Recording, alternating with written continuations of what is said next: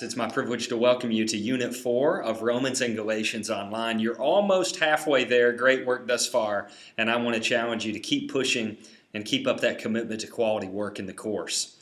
In Unit 3, I'll be grading your discussion posts in the next few days. Just a quick reminder for what I'm looking for in discussion posts.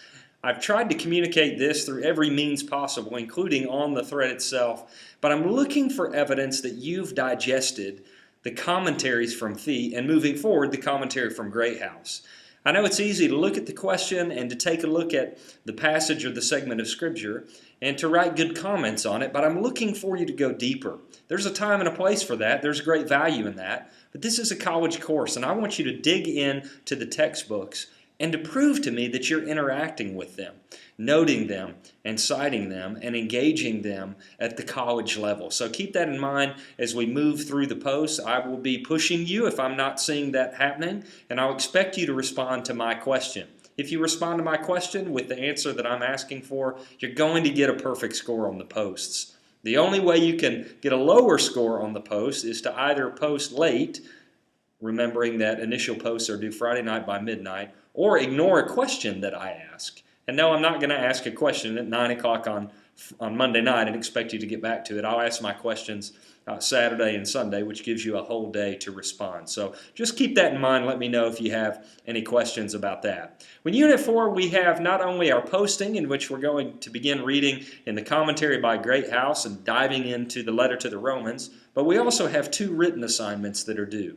The first is the second reflection paper on the reading material that we've been tracking through during the last two units. A few helpful reminders about what I'm looking for in the reflection paper.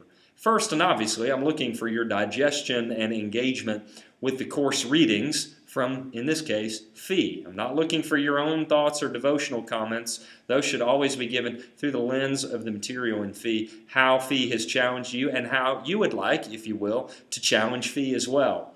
I'm also looking for an introductory paragraph that tells me what you will be doing in your paper. In this paper, I'll be accomplishing three things. Tell me what those three things are.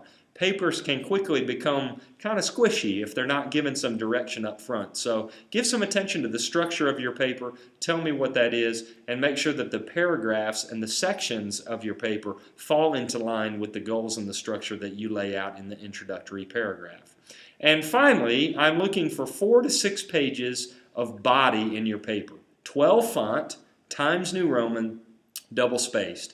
I don't need a bibliography. I don't need a title page. I don't even need a title. You're welcome to give one, but I don't need that. I need your name at the top and then a formal essay that is at least 4 complete pages in length.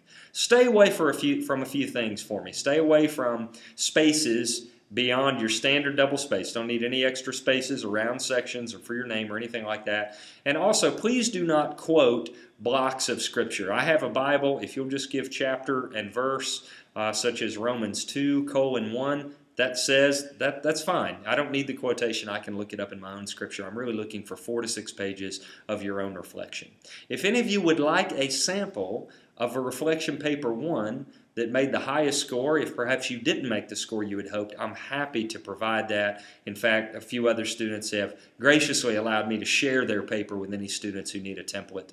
The majority of you are making A's, but if you're struggling, if you're concerned about your grade, I'm happy to show you that so that you can see where the level needs to be to make a 100% on the reflection paper. The next piece of written material that's going to be due this unit by Monday night is the second part of the research paper.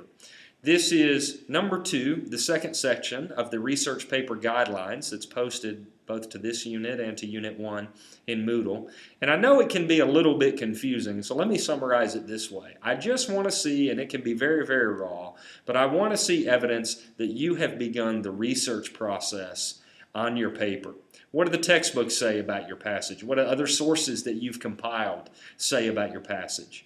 Best sources to use are commentaries, articles from the ATLA database that you can download for free using your password to get into the Lee University Library, and thirdly, your textbooks. So simply write down what they say about the key questions that you laid out in the first part of the research assignment in raw form. Summarize them, quote them, just get them all in one place under the categories of Section 2 in the research paper guidelines, and let me have a look at it, because when I do, I'll be able to direct you to other sources or to make sure that you're framing your research right in the hopes that you're not wasting a bunch of time, but that you're researching as efficiently as possible.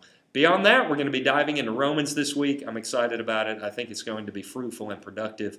Please email me at jrice@leeuniversity.edu if you have any questions. We can also set up a Skype conference call or a phone call if you'd like to have a dialogue or a conversation about anything. I'm here to serve you. Have a great week.